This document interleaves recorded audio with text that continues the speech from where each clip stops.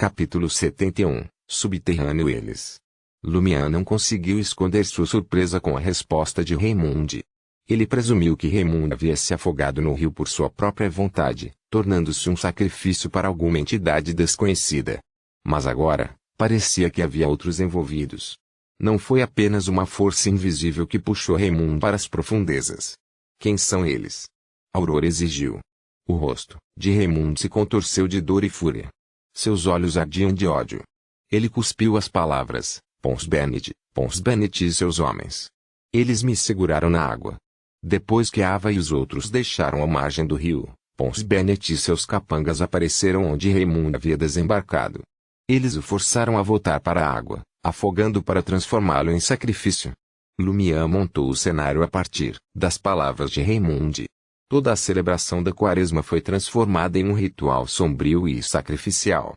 Aurora pressionou por mais informações, mas Raymond apenas repetiu as mesmas frases, como se fossem tudo o que restava de sua memória.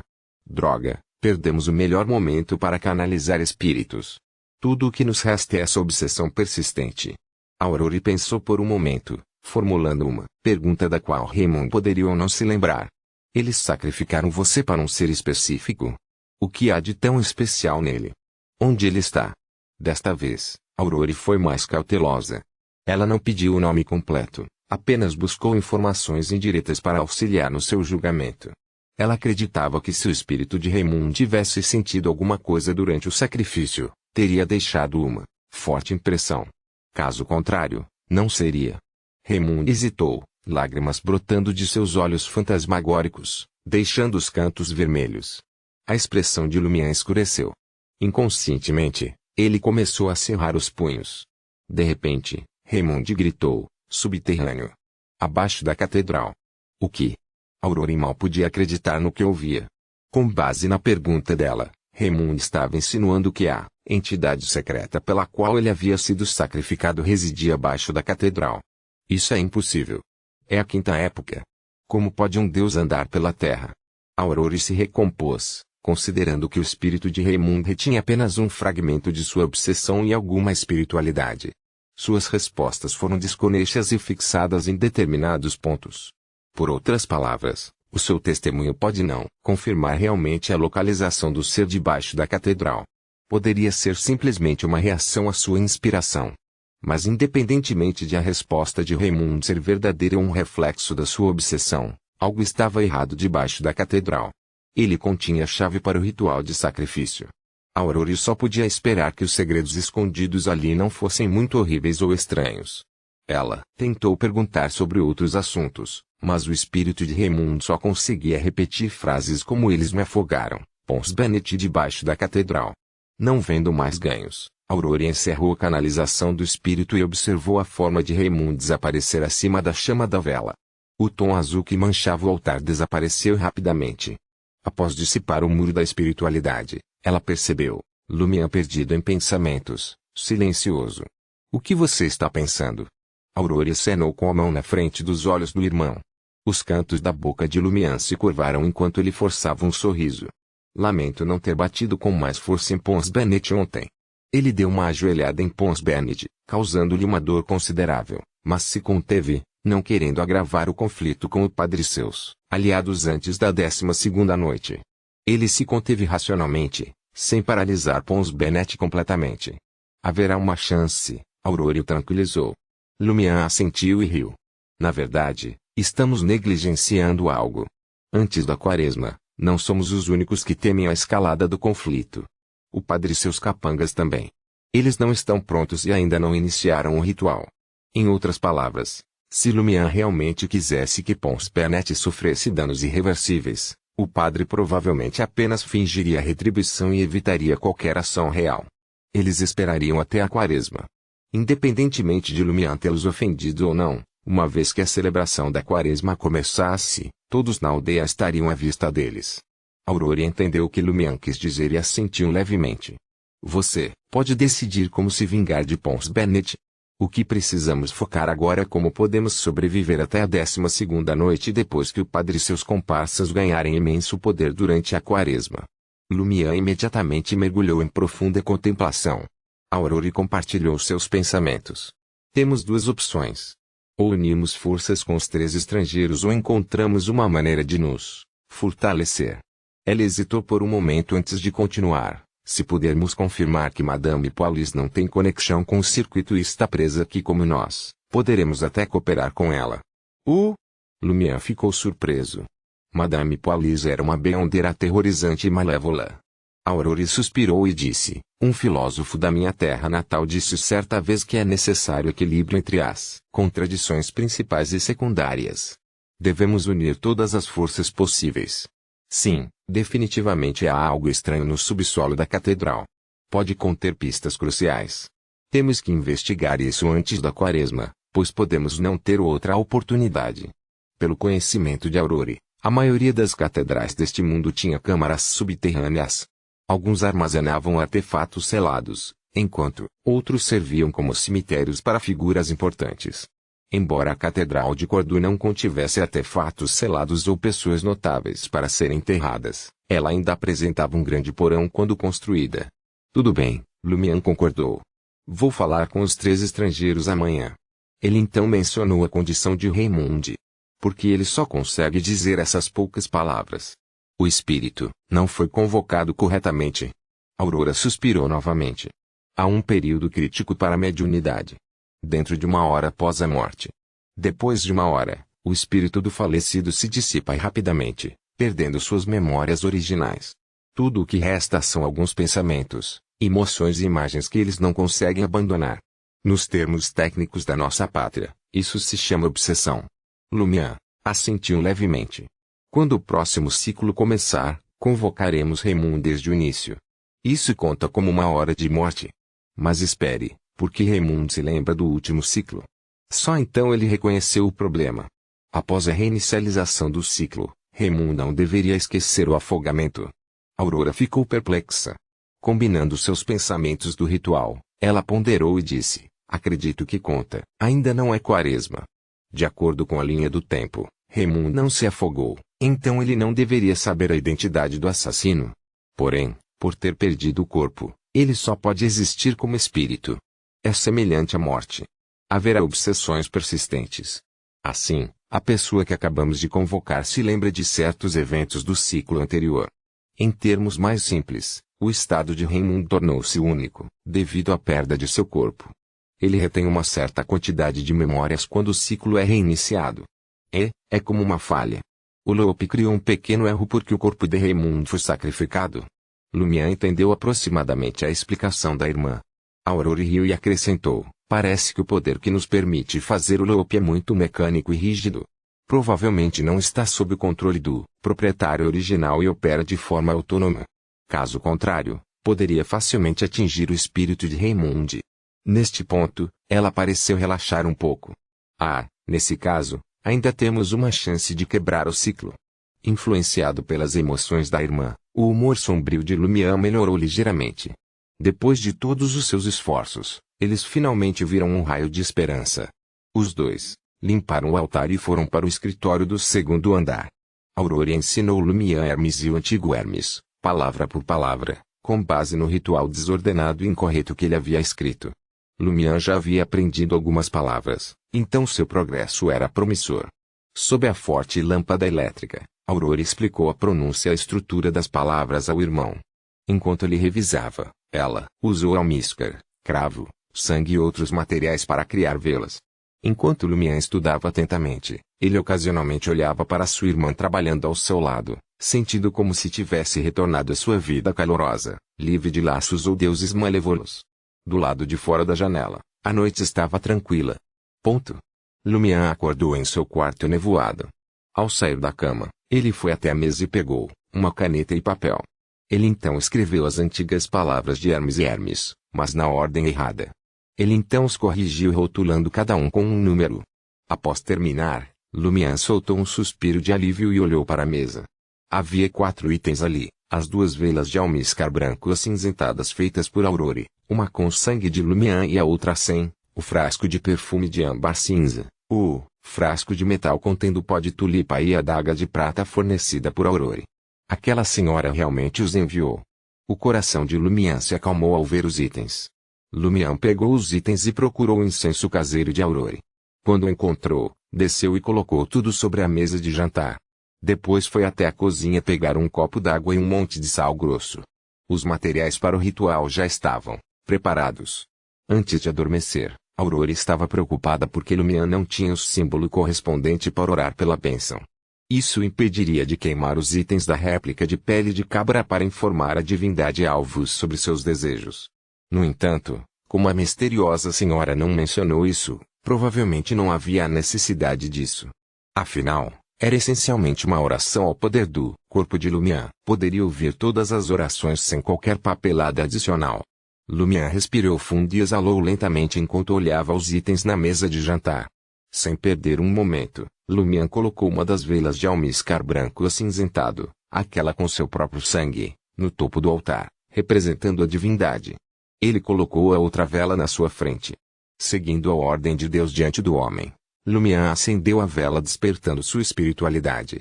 Ele não era um especialista em santificar a adaga de prata do ritual ou em criar um muro de espiritualidade. À medida que a espiritualidade de Lumian fluía da ponta da adaga de prata e se conectava com o ar ao seu redor, ele sentiu uma sensação mística que não conseguia explicar.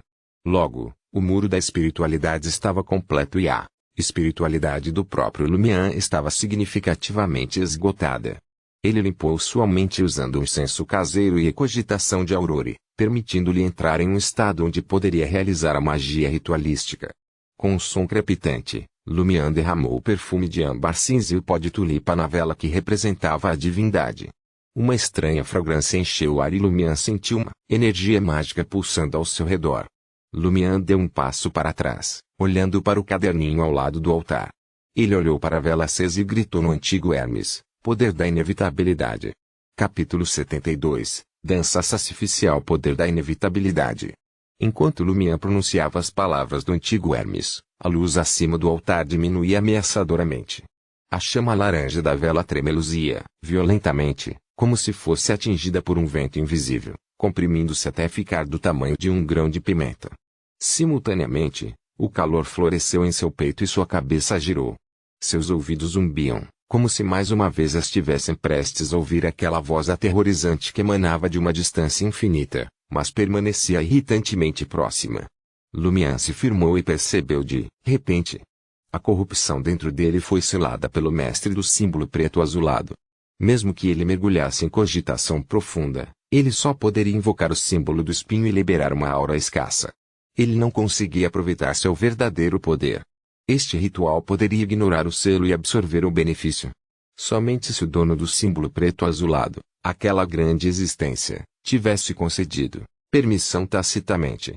Lembrando-se do comportamento autoconfiante da enigmática dama, Lumian sentiu uma onda de confiança.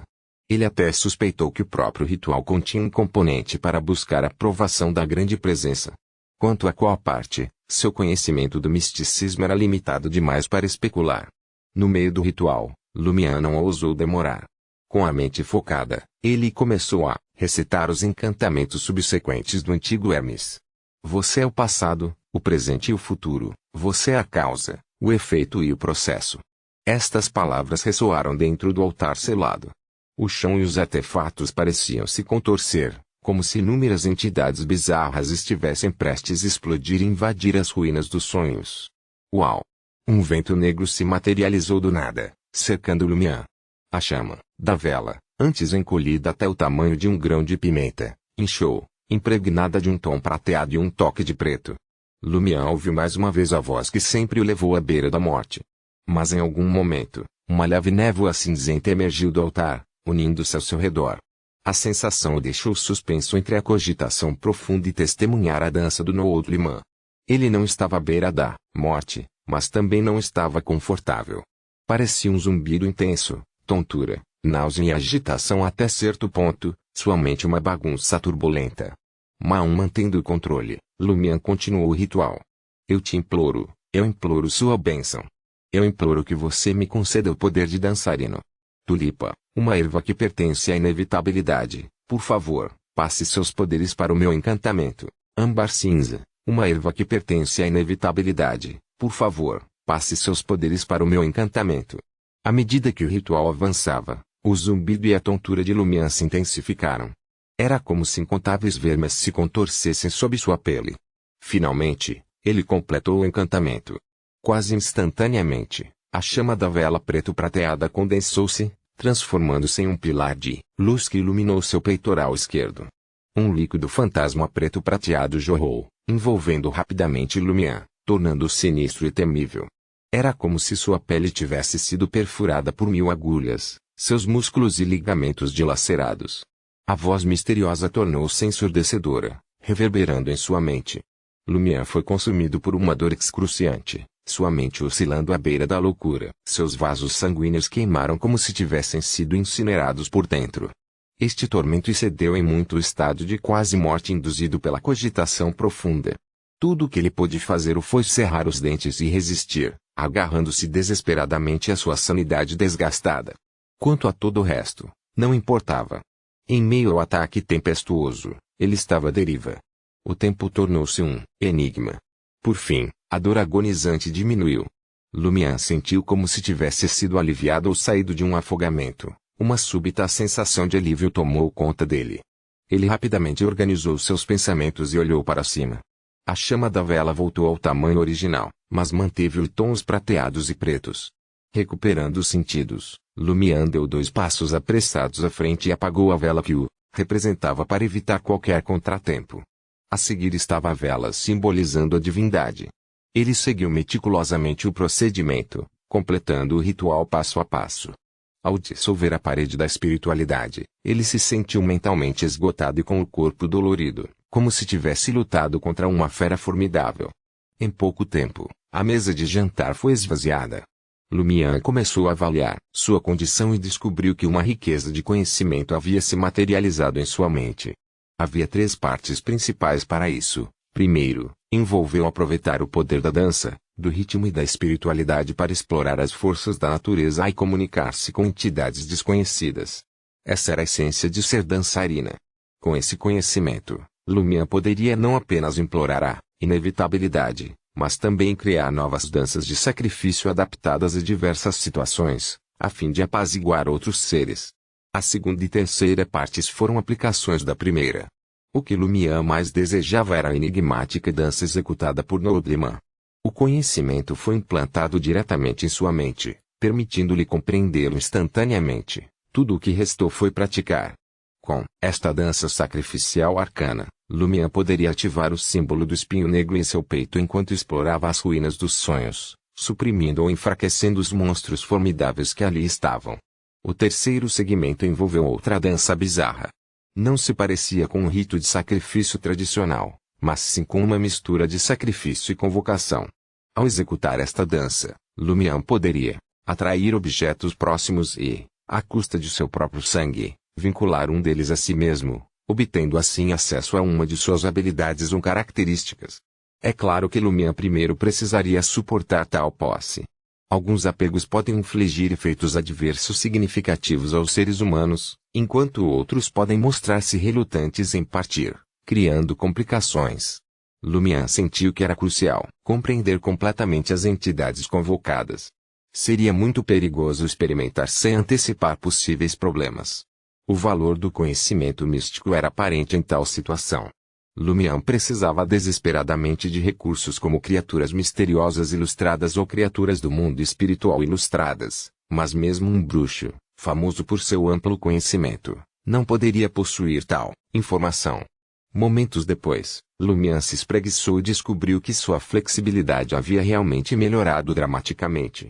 Embora não esteja no mesmo nível do Nodliman, um monstro mutante com órgãos remontados, ele agora superou quase todos os humanos comuns, permitindo-lhe executar a enigmática dança sacrificial.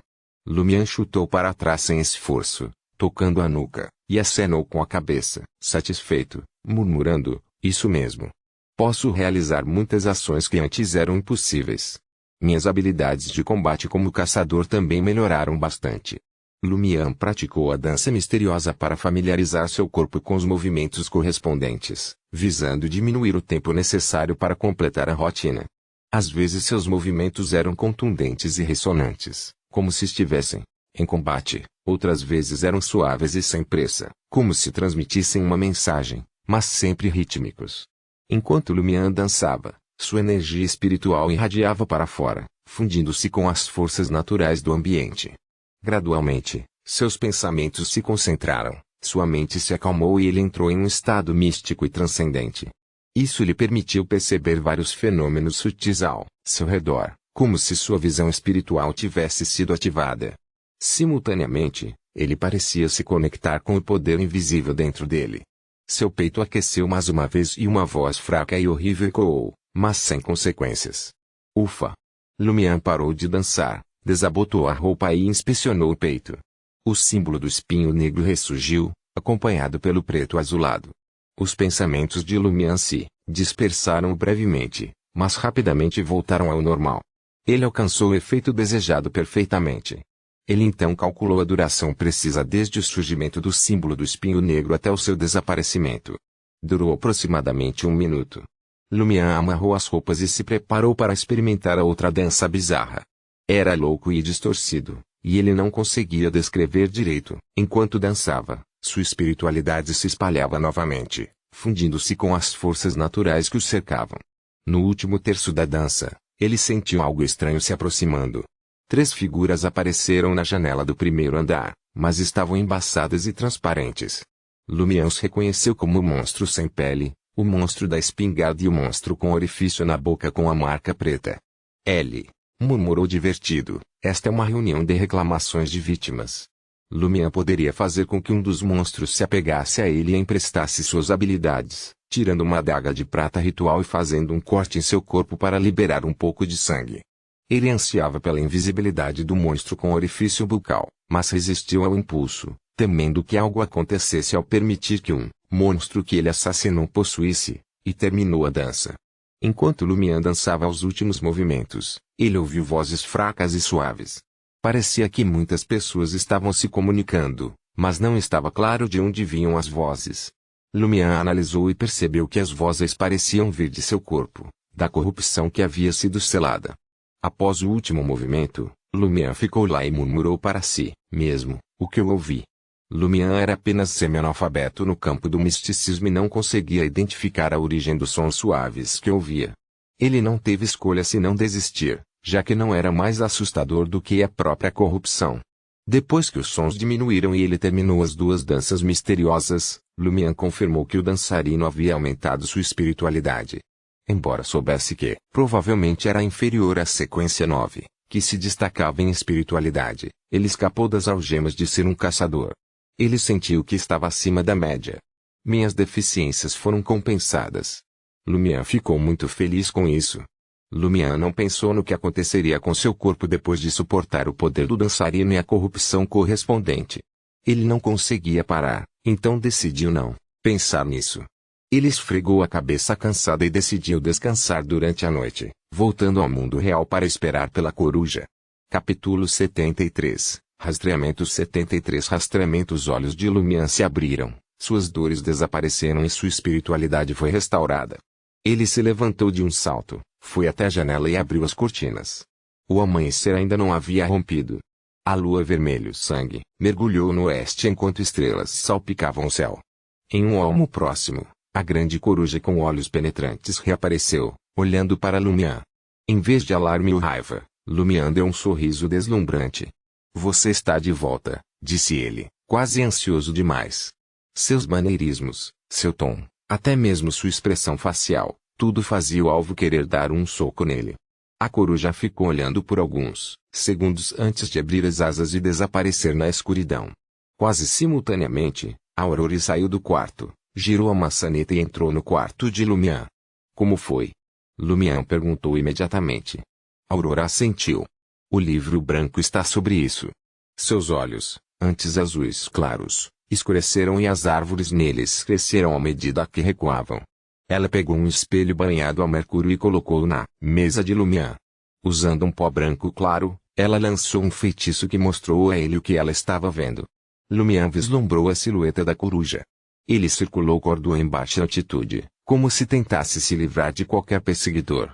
Mas Livro Branco, uma criatura do mundo espiritual, foi rápido e imperturbável, mantendo uma distância constante. Depois de 1 ou 2 minutos, a coruja chegou a Praça da aldeia. Sem hesitar, mergulhou no cemitério ao lado da catedral. Por que está aqui de novo? Lumière suspirou interiormente. A última vez que os irmãos espionaram Michel Garrigue, o lagarto que saiu da boca do vice-padre também acabou no cemitério, entrando e saindo de vários túmulos. Lumière olhou para sua irmã. Você não acha que é como nas histórias, onde o cemitério também funciona como covil ou esconderijo de um vilão, não é? Aurora zombou. Você sabe que a vida inspira a arte, certo? Suponho que. Lumière concedeu, aceitando a explicação do autor profissional. Naquele momento, a coruja pousou em um túmulo comum. Como a maioria dos túmulos em Intis, apresentava um fosso profundo cheio de um caixão e coberto com terra. Uma ou duas lajes de pedra estavam sobre ela, e uma lápide marcava sua cabeça. Essa foi a suposição de Lumière, pelo menos, visto de fora, o túmulo parecia comum. A coruja pousou nas lajes que lacravam a sepultura. Com a ajuda do livro branco, Aurora e Lumière descobriram vestígios suspeitos. A lápide estava em branco. A laje de pedra, que deveria estar suja e coberta de mato, estava limpa, como se fosse cuidada regularmente. Algo está errado com este túmulo, observou Aurora. Enquanto ela falava, as lajes que lacravam a sepultura caíram. Não caiu, abriu. Para dentro, como uma porta, revelando escuridão e escadas de pedra que descem mais fundo. Uau! Lumière ficou maravilhado. É enorme. Não o túmulo comum que ele imaginou, mas sim um mausoléu espaçoso. Cordoue tem um lugar assim. Aurora pensava que 6 anos na cidade lhe ensinaram tudo sobre Cordoue, mas isso estava ficando mais estranho a cada dia. Enquanto os irmãos conversavam, a coruja mergulhou nas profundezas do mausoléu. O espaço subterrâneo não era exagero. À medida que o livro branco seguia, ele entrou em uma câmara-tumba. Mais ou menos do tamanho da cozinha de Lumière, a câmara continha um caixão preto no centro. O caixão não estava fechado. A tampa encostou-se na lateral, apoiada no chão. A coruja voou e pousou na beira do caixão. O bruxo morto. Lumière ficou tenso. Aurora concordou laconicamente e instruiu o livro branco a se aproximar do caixão e espiar dentro. Quase simultaneamente, Lumière avistou uma figura escondida em um canto da tumba. Antes que ele pudesse dizer à irmã para dar uma olhada, o olhar de livro branco caiu no caixão aberto. Com um estrondo, o espelho de mercúrio diante dele se quebrou e Aurora soltou um grito abafado de dor. Lumière virou-se para encarar sua irmã, apenas para descobrir que seus olhos estavam bem fechados. Lágrimas manchadas de sangue traçaram suas bochechas e seus músculos faciais se contraíram como se pudessem se partir. Sem esperar a reação do estudante de misticismo semi-analfabeto, Aurora pegou um pequeno bastão de incenso de um bolso escondido e acendeu com um fósforo. Um perfume sutil flutuava, distante e fraco, acalmando o corpo e a mente. A distorção facial de Aurora diminuiu. Finalmente, ela exalou e enxugou as lágrimas com um lenço. Você está bem? Lumière perguntou preocupado. Os olhos de Aurora permaneceram fechados. Isso não é sério. Vou me recuperar depois de dormir um pouco. Felizmente, o livro branco é fraco. Às vezes, a fraqueza é uma vantagem. Ela se alegrou. Lumière não entendeu. Aurora riu de si mesma. Resumindo, vi algo que não deveria, mas o It-Paper era fraco demais para lidar com isso. Ele teve apenas um vislumbre fugaz antes de sofrer ferimentos graves que o forçaram a recuar para o mundo espiritual. O impacto sobre mim também diminuiu, significativamente. Caso contrário, não teria sido tão fácil manter as coisas sob controle. Poderia ter sido bastante problemático. O mundo do misticismo é perigoso. Lumière compreendeu verdadeiramente o significado de não ver o que não deveria. Ele esperou que sua irmã se recuperasse um pouco antes de perguntar o que o livro branco viu. Por que foi tão prejudicial? Eu vi um ponto de luz preto, prateado. Aurora não se atreveu a lembrar. Quanto às coisas que podem causar danos só de olhar, existem inúmeras possibilidades. Talvez seja um objeto que revela a divindade, ou a forma de uma criatura mítica do Beyonder de alta sequência, ou algo carregado de maldições e malícia. Forma de criatura mítica. Lumière nunca havia encontrado esse termo antes. Aurora elucidou casualmente: a essência do caminho divino é transformar Beyonders em divindades. Na sequência 4, podemos assumir nossa própria forma de criatura mítica, ainda que incompleta. Para aqueles abaixo da sequência 4, Apenas testemunhar esta forma pode causar danos. Eles podem até perder o controle. Santos são tão formidáveis. Eles estão em mundos diferentes dos Beyonders abaixo da sequência 4. Não admira que eles sejam considerados semideuses na sequência 4. Lumian instantaneamente reconheceu sua própria ignorância. Ele ingenuamente acreditava que o título de semideus basicamente não era diferente dos Beyonders de classificação inferior. Ele então disse: Aurore, quando o livro branco se aproximou do caixão, acho que viu uma figura em um canto da tumba, mas não consegui distinguir quem era, como eram ou o que vestiam. Outra pessoa estava lá? Aurora ficou surpresa. Lumian assentiu. Então, aquele que está dentro do caixão é o falecido Arlok ou aquele que está no canto? Acho que é aquele que está no caixão. Aurore, com os olhos ainda fechados, ponderou antes de continuar. O que está no canto é sua marionete ou subordinado, ou outro Beyonder. Eles controlam o cadáver do feiticeiro. Lumian reconheceu laconicamente suas palavras. Isso significa que o problema do Arlok não foi totalmente resolvido. Talvez esta seja a causa raiz que está corrompendo lentamente Cordu. Essa descoberta o deixou exultante e frustrado. Ele estava satisfeito porque a investigação deles havia avançado significativamente, mas desanimado porque o simples vislumbre do cadáver do feiticeiro poderia feri-los. Perder o controle era uma alta probabilidade.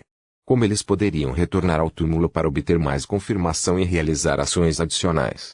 Aurora também considerou isso. Não vamos visitar o túmulo por enquanto. Vamos nos concentrar na área abaixo da catedral. Talvez possamos descobrir pistas vitais para nos ajudar a resolver a situação da tumba.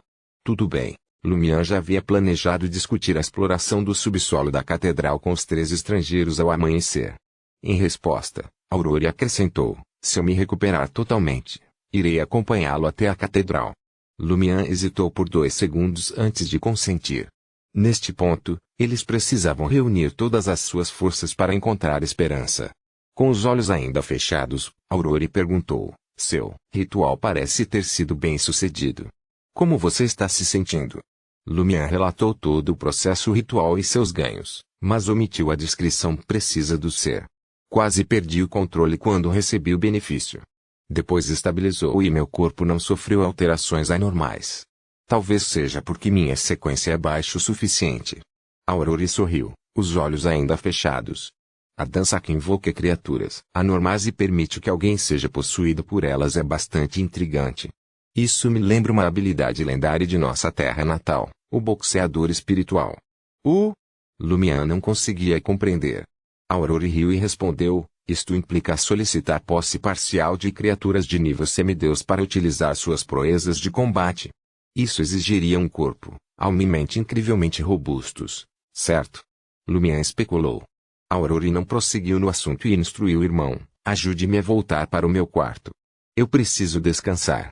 Enquanto Lumian ajudava sua irmã e eles caminhavam até o quarto dela, ele perguntou casualmente: o que acho estranho nesse ritual é que extraía um pouco de poder dos celos sem o consentimento do dono do símbolo preto azulado. Será que ele esteve me observando o tempo todo? Isso é impossível. Como ele poderia ter tanto tempo livre? Aurora refletiu por um momento antes de responder. Você mencionou que a descrição do nome honorífico da mulher misteriosa era vaga e imprecisa para evitar chamar a atenção do ser correspondente. Será que os espinhos negros e o símbolo preto azulado têm algum tipo de autoridade compartilhada? Lumian ponderou em voz alta. Talvez ambos tenham poder no domínio do destino. E quando você usa um nome honorífico vago, ele pode se referir não apenas à pessoa com os espinhos pretos, mas também ao dono do símbolo preto azulado. Em circunstâncias normais, isso não importaria muito, mas como você tem os símbolos e o poder correspondentes no altar, eles reagiram ao estímulo e existência descobriu suas ações. E como você foi guiado pela misteriosa senhora, foi fácil obter permissão. Então quando você terminar de recitar todos os nomes honoríficos e apontar para a corrupção em seu corpo, não haverá nenhum obstáculo para extrair alguma força. A porta dos fundos já foi aberta. Que projeto de ritual engenhoso. Tem que ser um especialista em explorar bugs. Entendo, disse Lumian, finalmente entendendo a situação. Capítulo 74. Mudo. Sua irmã precisava descansar, então Lumian não poderia aprender novas palavras de Hermes e antigas palavras de Hermes. Ele só poderia revisar o que já havia aprendido. Por volta das 10 horas, ele saiu de casa e foi direto para a Alta Taverna.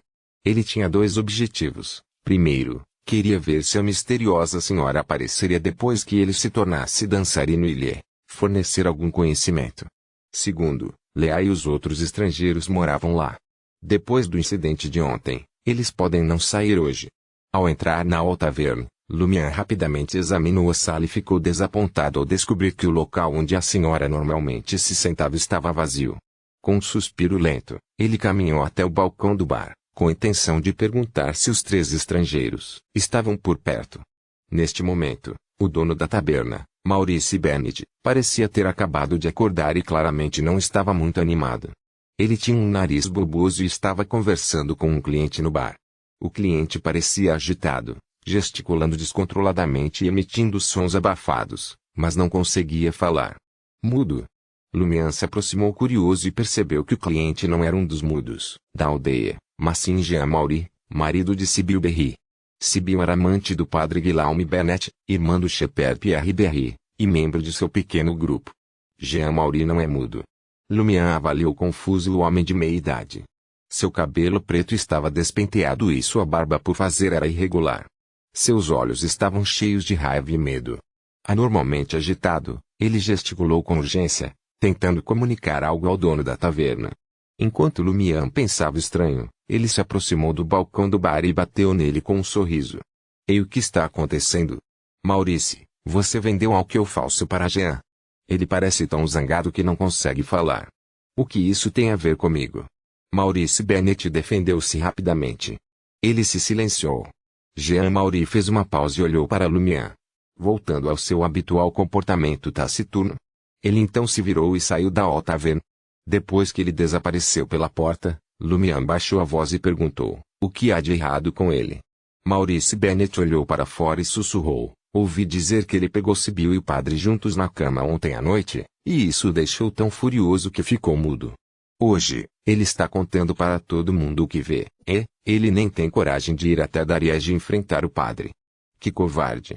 Bem feito. Lumian ficou perplexo e chocado. Se bem se lembrava, Jean Maury sabia do prolongado caso de sua esposa Sibyl com o padre. Ele simplesmente não queria que ela ficasse com outro homem. Como ele poderia estar tão zangado a ponto de ficar mudo por causa de algo para o qual estava preparado? Algo estava errado. Além disso, no ciclo anterior, não houve nenhum caso de Jean Maury ter ficado mudo de raiva. Caso contrário, Lumian saberia. Em Cordoue, isso foi manchete. Teria se espalhado rapidamente. Será que suas investigações causaram perturbação, fazendo com que Jean Maury encontrasse algo que de outra forma não encontraria? Como Lumian especulou, ele mostrou uma expressão animada.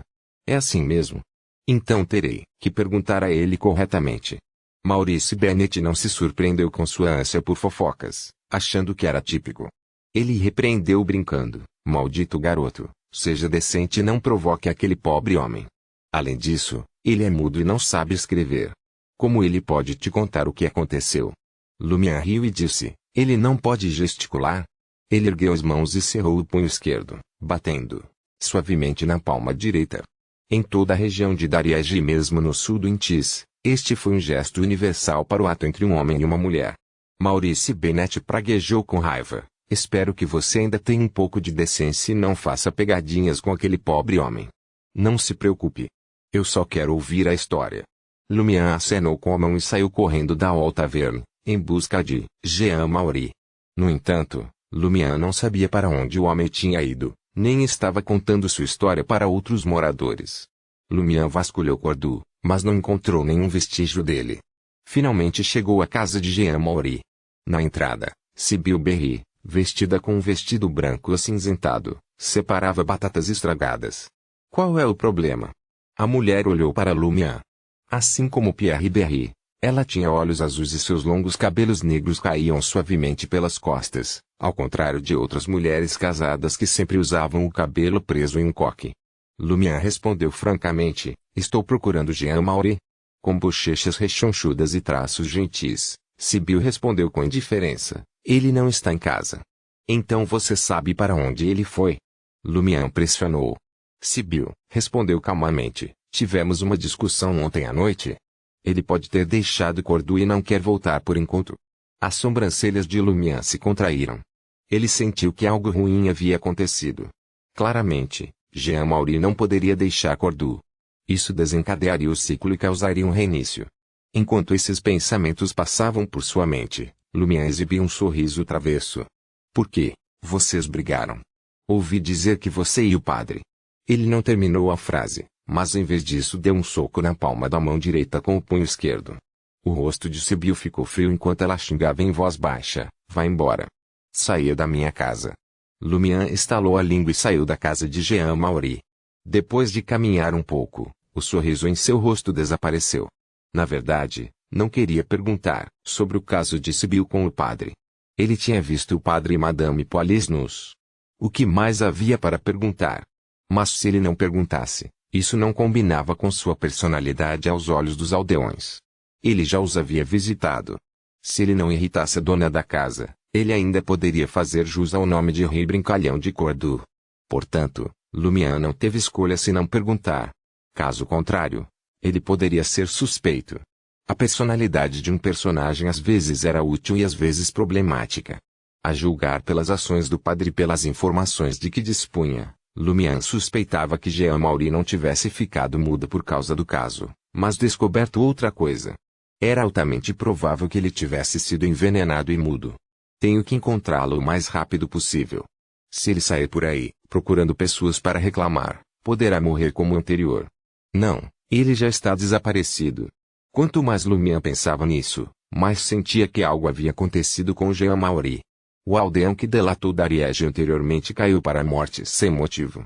No momento em que Lumian estava fazendo seu último esforço para encontrar Jean Maury, ele encontrou Rian, Lea e Valentine, que estavam rondando pela aldeia. Eles ainda estavam usando suas roupas originais. Bom dia, meus repolhos, Lumian os cumprimentou com um sorriso. Assim que eles se aproximaram, ele imediatamente perguntou em voz baixa, aconteceu alguma coisa ontem? Lea respondeu com um sorriso, essa madame não parece querer prosseguir com o assunto.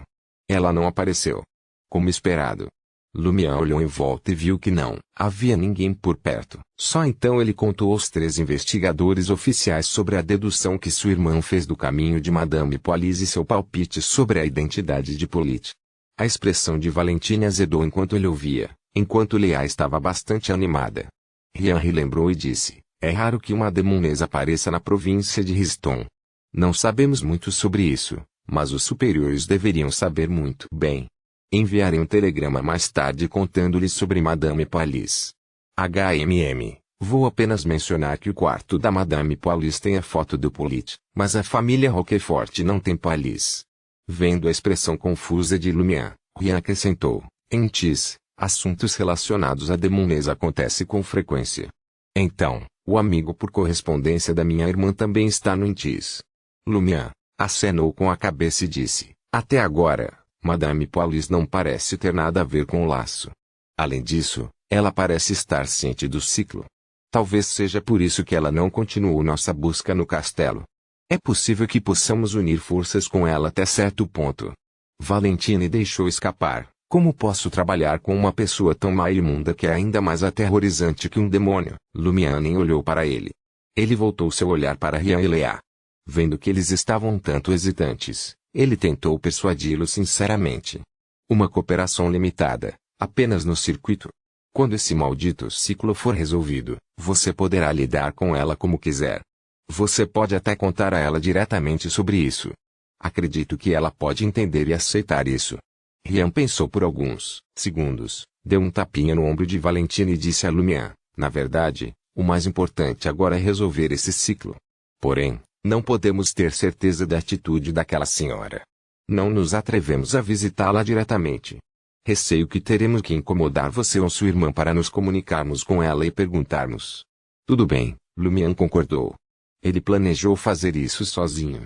Ele não queria que sua irmã ficasse sozinha com Madame Polis quando percebesse que ela poderia nutrir sentimentos anormais por sua irmã. Valentine manteve uma expressão impassível enquanto ouvia a conversa. Ele não concordou nem discordou. Lumian olhou furtivamente mais uma vez. Há mais 3 pistas. Ele contou o caso de Raymond, a situação de Jean-Marie e a câmara funerária para onde a coruja havia voado. Lia ficou atordoada. Como você conseguiu tantas pistas tão rapidamente? Ela até suspeitou que esse cara ou sua irmã estavam fora. Foi por isso que havia bandeiras vermelhas e pistas por toda parte. Quem foram os verdadeiros investigadores aqui? Por que não percebemos? Culpem-se por não se lembrarem dos 2 primeiros ciclos. Lumière sorriu, abrindo as mãos em falsa inocência. Leah assentiu, engolindo sua explicação. Rian refletiu sobre isso por um momento antes de dizer com uma voz rouca: então temos que investigar as catacumbas da catedral o mais rápido possível. Sim, provavelmente é muito perigoso lá embaixo. Você deve entrar em contato com Madame Paulis primeiro. Se ela quiser se juntar, teremos uma chance muito maior de acertar isso. Capítulo 75 Encontrando Madame Paulis, novamente no exterior da residência do administrador, edifício transformado em antigo castelo. Lumière caminhou pelos jardins e se aproximou da porta da frente. Ele disse ao manobrista que montava a guarda: preciso conversar com Madame Paulis. O manobrista, vestido com uma camisa carmesim e calças marfim, avaliou-o com cautela e perguntou: o que é isso? Esse pirralho está aqui para causar problemas. Lumière zombou. Isso não é para você saber. Por que algum servo se importaria tanto? Quem você pensa que é? Quantas crianças você já teve? O manobrista hesitou antes de decidir passar a mensagem para Madame Paulis e deixá-la decidir se queria entreter aquele jovem atrevido. Lumière ficou na entrada por alguns minutos. Quando o manobrista voltou, Lumière disse: Madame irá recebê-la na pequena sala. A pequena sala era familiar para Lumière. Nas poucas vezes em que acompanhou a irmã até ali, ele foi recebido naquela mesma sala. Sem precisar de instruções, Lumière dirigiu-se para a sala correta. O manobrista seguiu atrás como um cachorro obediente. Lumière esparramou-se no sofá da sala e serviu-se de chá preto. Então Madame Paulis deslizou pela porta. A senhora estava vestida para matar, com um lindo vestido preto espartilho e um chale combinando sobre os ombros. Ela usava um chapéu redondo de senhora ligeiramente torto e um colar de diamantes enfeitados com ouro. A roupa pareceu familiar a Lumière. Ele percebeu que Madame Paulis usava exatamente esse conjunto quando veio seduzi-lo. Ela fez isso de propósito, não foi? Lumière pensou com um sorriso gelado.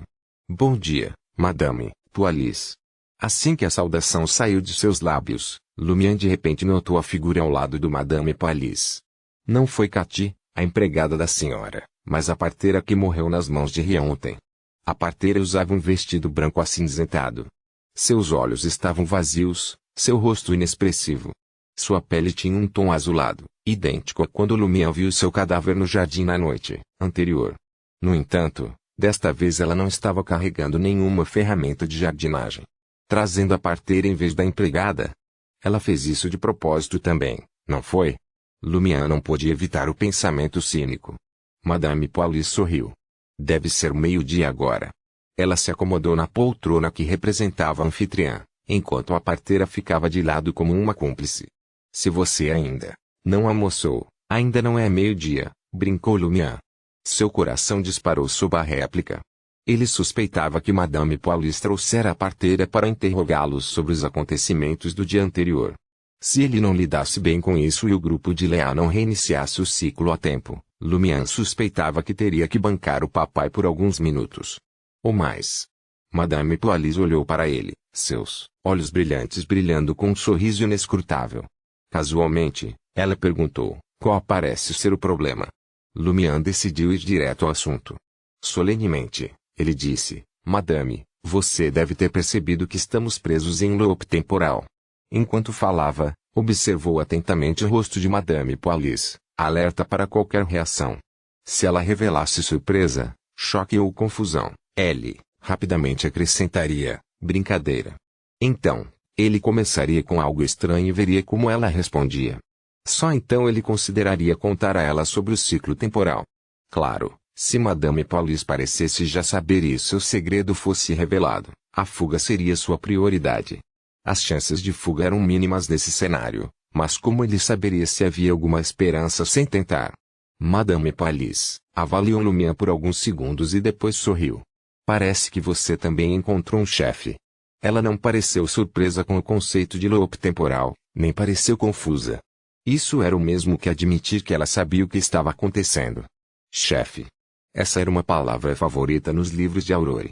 Ela quis dizer algum poder superior que concedia benefícios. Lumière interpretou as palavras de Madame Pallis. Ele acreditava que ela só conseguia reter memórias através dos ciclos porque tinha um chefe, algum tipo de proteção. Lumière sorriu e fingiu suspirar de alívio. Parece que não precisarei explicar muito. O que você quer chegar? Pallis perguntou, ainda sorrindo. A parteira ficou imóvel ao lado dela como um manequim. Lumière tinha uma desculpa preparada e se lançou nela com charme suficiente para convencer qualquer um. As pessoas de fora já sabem da normalidade de Cordoue. Se não terminarmos esse ciclo logo, este lugar será destruído. Todo mundo morre. Estamos no mesmo barco. Somente unindo-nos poderemos evitar o naufrágio. Só então teremos a chance de encontrar a chave para escapar desse ciclo e retornar à vida normal. Senhora, o tempo está se esgotando. Vamos trabalhar juntos. Madame Pallis ouviu com um leve sorriso, sem interromper a história de Lumière. Com isso, ela riu. Quem disse que estamos nisso juntos? O que? Poderia ser ela quem queria afundar o barco. Lumière ficou alarmado. Madame Pallis manteve o sorriso. Por que eu deveria cooperar com você? Posso sair daqui em um horário específico. O que? Lumière ficou atordoado, mas um raio de esperança brilhou. Você está dizendo que tem uma maneira de sair do loop temporal? Você só precisa fazer algo em um momento preciso? Madame Pallis assentiu e tomou um gole de chá em porcelana fina. Ela não disse mais nada. As vantagens da proteção de um poder superior. Espere, este não é o primeiro ciclo. Porque ela ainda está aqui. Outros ciclos poderiam ter reiniciado antes desse horário específico. HMM. Isso explica por que ela não nos perseguiu se infiltrando no castelo e matando a parteira. Ela teme que os três Beyonders causem problemas e reiniciem o ciclo à força. Lumière percebeu coisas que o intrigavam. Ele suspeitava que Madame Pallis também estivesse esperando pela 12ª noite. Em meio a seus pensamentos, Lumière sorriu. Eu me pergunto se você pode tirar Aurore e eu deste ciclo. Quais investigadores oficiais? Nunca ouvi falar deles. Madame Pallis avaliou com diversão. Por que eu deveria ajudar você? Você não disse isso, amor. Lumière parou, incapaz de continuar. Ele pretendia mencionar as palavras de Madame Pallis sobre o amor, esperando que ela pudesse salvar-lo e Aurore por gentileza. Mas como Madame Pallis provavelmente desejava a irmã dele, ele não podia dizê-lo. Se Madame Pallis o amasse, um homem desavergonhado como Lumière teria jogado a carta do amor e se oferecido para ter um filho para tirá-los dessa situação. Bem, ele cerraria os dentes e daria à luz se isso significasse que Madame Pallis evacuasse ele e Aurore deste ciclo. A expressão de Madame Pallis mudou ligeiramente. Depois de alguns segundos de silêncio, ela disse, você está sugerindo que o amor é insondável, salvá-lo apesar de claramente querer que ela morresse por seu erro. Lumière não respondeu. Ele sabia que Madame Pallis se referia a ela. Madame Pallis não esperava uma resposta. Ela suspirou, mas e se for irredimível? Irredimível. O coração de Lumière afundou como se estivesse mergulhando em um lago gelado no início da primavera.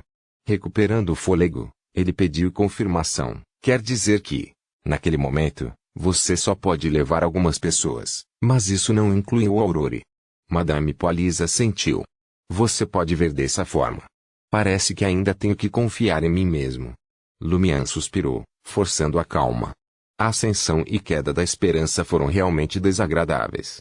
Ele pensou por um momento e depois sorriu. Madame, os três estrangeiros e eu exploraremos o subsolo da catedral, mais tarde. Se alguma coisa acontecer, o ciclo poderá reiniciar antes do tempo. Não chegaremos nem a Quaresma. Muito menos a 12ª noite. Madame Pallis estreitou os olhos, o queixo erguido.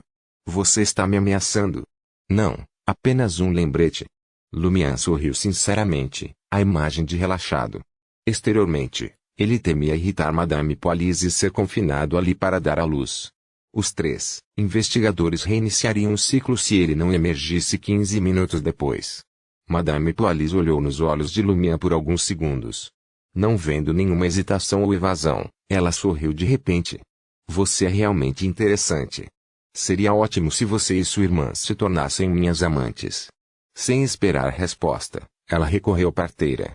Você destruiu um feiticeiro herege, mas eu não te culpei.